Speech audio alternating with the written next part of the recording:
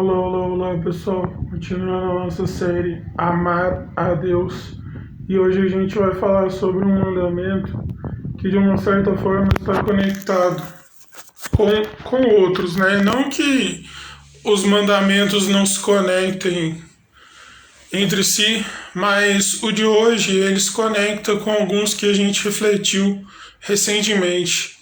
E o mandamento de hoje é: não levantarás falso testemunho, né? E é, gostaria de fazer algumas perguntas para você. Você já se sentiu mal quando descobriu que alguém havia falado algo negativo ao seu respeito?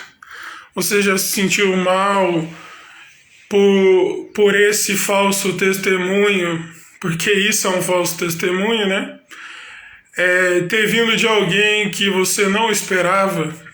Porque quando provém de alguém que não tem uma ligação emocional com a gente até se chateia, assim, mas não tem uma conexão emocional, né?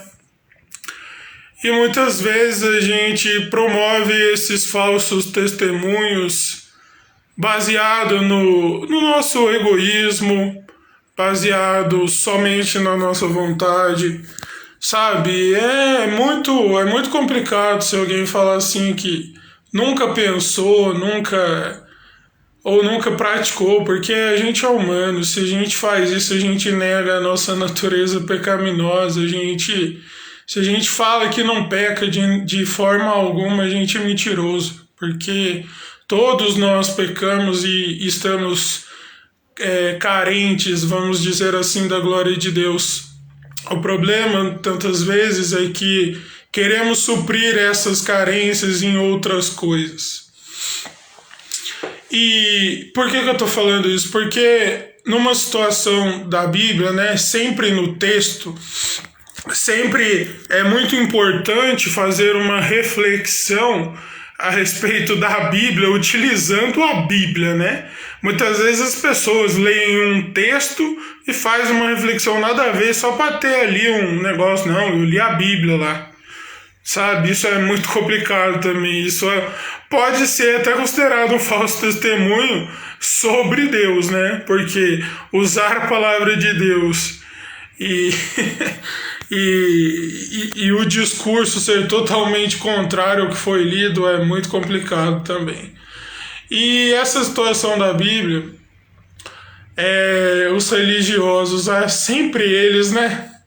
Poxa vida, sempre eles. Eles foram até Jesus e falaram assim: escuta, por que os seus discípulos aí, eles negam o costume, né? Eles são negacionistas do costume de não lavar as mãos antes de comer. Não que isso não seja importante, né? Mas Jesus fala para ele assim, né? Na explicação que Jesus dá, em poucas palavras, o problema em si não é a limpeza das mãos, mas é não limpar o coração. Em poucas palavras é isso que Jesus falou. Vocês não conseguem perceber que o que entra no corpo logo será expelido, mas o que sai dele que é o problema? E os religiosos ficaram furiosos com Jesus, né? Porque Jesus sempre será a ameaça mais verdadeira a esse sistema religioso que se instaurou lá naquele tempo e nos nossos dias é muito forte também. É muito fácil uma pessoa falar que eu abri uma igreja ali. É muito fácil falar isso, é muito fácil fazer isso. Eu quero ver se manter fiel à palavra o tempo todo. É difícil, né? É duro manter o testemunho fiel o tempo todo da palavra de Deus, né? Porque não, preciso atrair pessoas. E ao atrair pessoas, começa a ser um negacionista da fé, né? Negar o verdadeiro evangelho. E é isso que esses religiosos faziam. Foram abordar Jesus a respeito de algo superficial, vazio, a fim de encontrar questões para ter argumentos contra ele, para mandar matá-lo, por causa da ameaça que ele sempre foi. E Jesus respondeu dessa forma, e eles não gostaram, né? E depois os discípulos foram perguntar para Jesus, nossa, por que eles ficaram furiosos aí com o Senhor, né?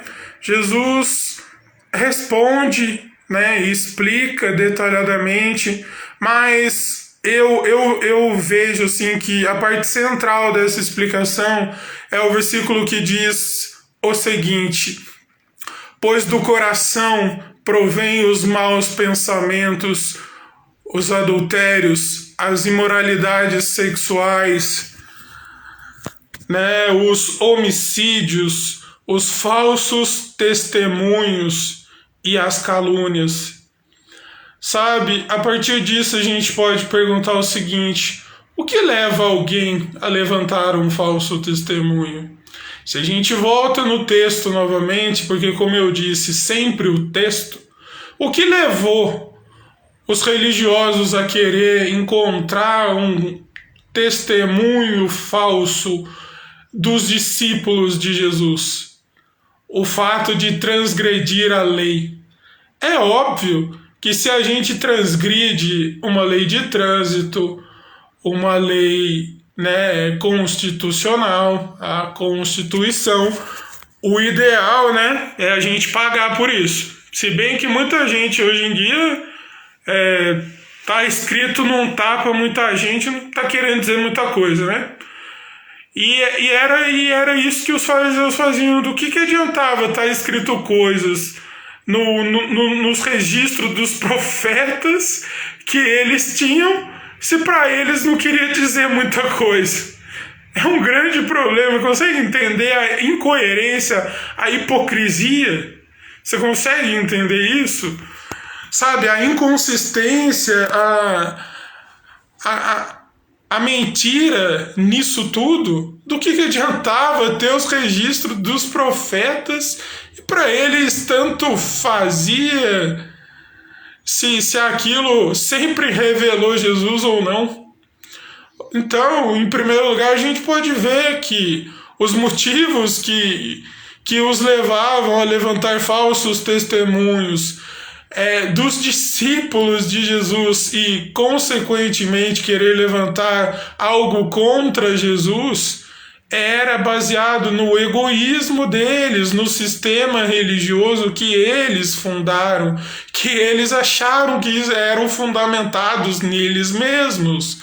Mas, como a própria Bíblia diz, que o firme fundamento é a fé, e essa fé não é em mim mesmo, não é em você mesmo, não é no que eu ou você podemos fazer ou somos capazes de fazer ou de transformar, mas a fé em Cristo é o que nos justifica diante de Deus.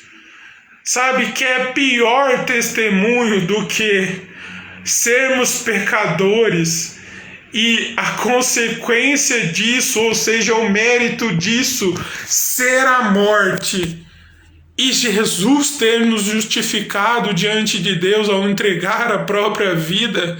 Ele testemunhou por nós diante de Deus, não porque somos bonzinhos, não porque somos amáveis, mas porque Ele obedeceu a Deus em primeiro lugar, porque Ele testemunhou diante de Deus, testificando o que sempre Deus tinha determinado para ele fazer desde a fundação do mundo.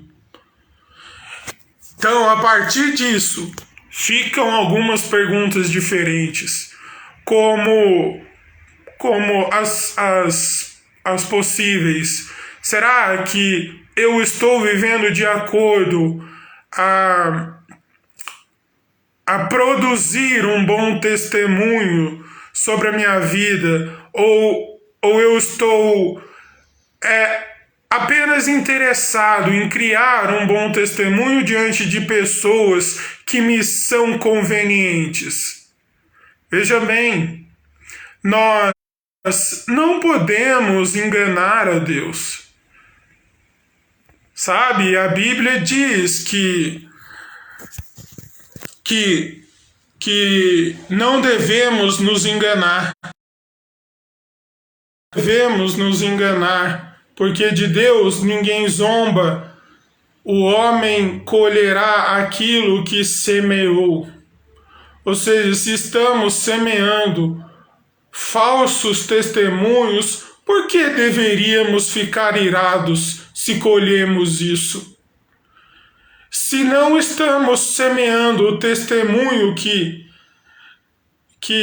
fazemos muitas vezes somente de forma religiosa, na Páscoa e no Natal, o testemunho de Cristo, mas isso não vira um testemunho constante em nossas vidas, isso realmente não está gravado em nossos corações, porque como Jesus nos ensinou, se do coração provém os maus pensamentos, os homicídios, os falsos testemunhos, as imoralidades sexuais, se em nosso coração estiver realmente quebrantado mediante ao arrependimento diante de Deus, o que sairá de nós será o testemunho da cruz. E isso nunca será um falso testemunho, por mais que pessoas queiram negar.